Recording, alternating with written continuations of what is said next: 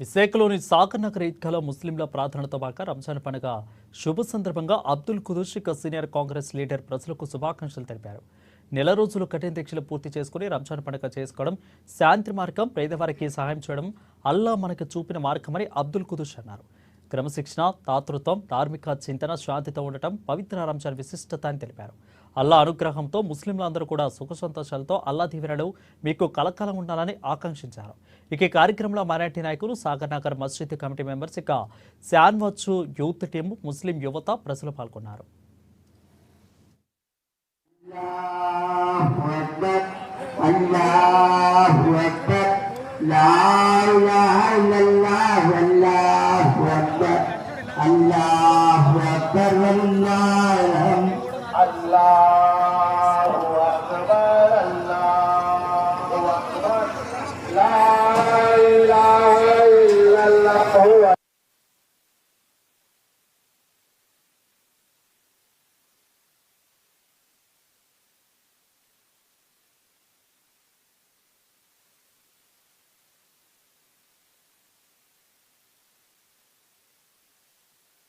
రంజాన్ ముబారక్ 30 రోజుల ఉపవాస సందర్భంగా రంజాన్ ముబారక్, ఈద్ ముబారక్ చెప్తూ మన సాగర్ నగర్ మసీదులో ఈద్గా నిర్వహించిన ఈ కార్యక్రమాన్ని మీరు అందరూ చూశారు.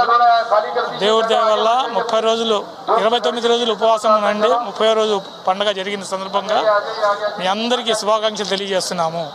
మన మసీదు పెద్దలు మన సాగర్ నగర్ మసీదులో చాలా చక్కగా ఈ విధంగా జరిగినందుకు చాలా సంతోషపడుతున్నాం సార్.